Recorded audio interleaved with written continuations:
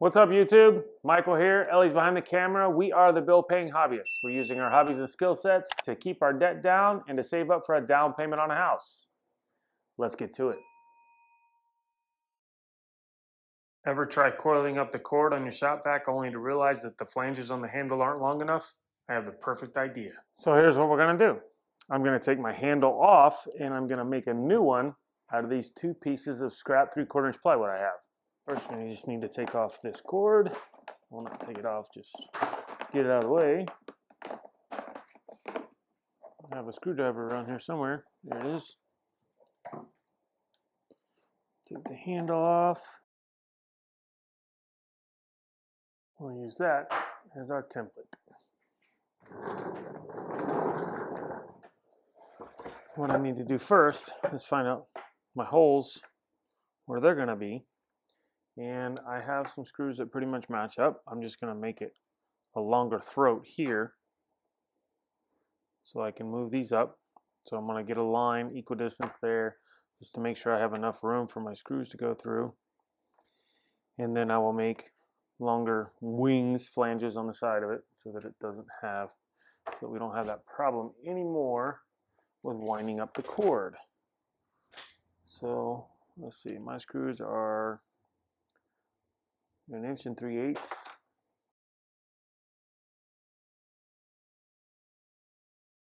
I need it bigger than that because I need to be able to bring this flange out.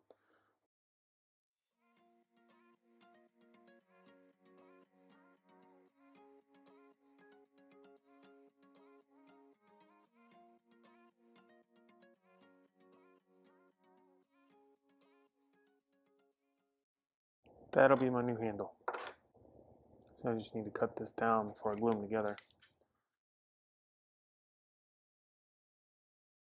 Alright, now we're going to glue these two pieces together.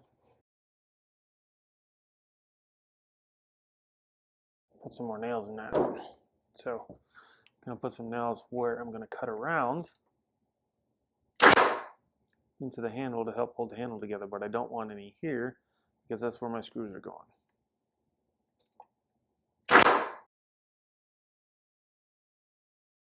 Set that off to the side and let it dry. Get my bench cleaned off. All right, so we've had time to let this dry. So now I'm going to take the clamps off and I'm going to cut out my pattern. Remember, I'm only cutting out the part I colored. So let's get to that.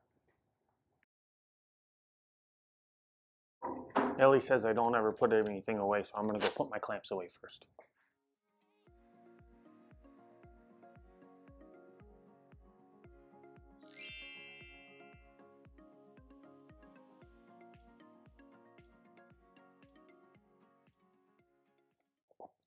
All right, my holes are drilled.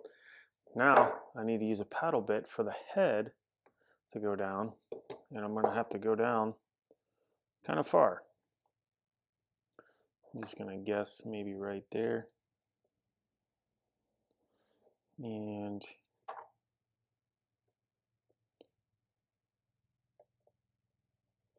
right there. A 1/2 inch head, so we'll do a 5/8 inch paddle bit.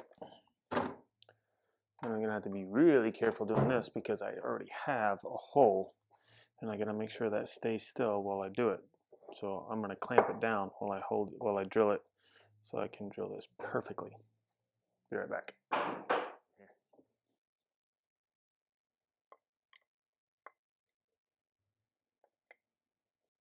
Now we can sand it down.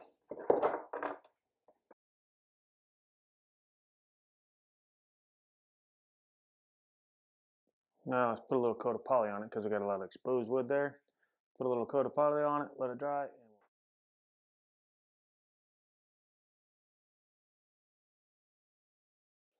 We also have these little tabs right here, and it's gonna keep my handle from going flat. So I'm just gonna do this real quick.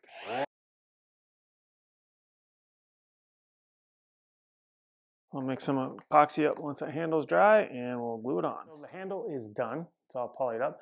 Before I actually use epoxy and put it on there, I want to dry fit and make sure it works. And that fits. So it's going to go right there.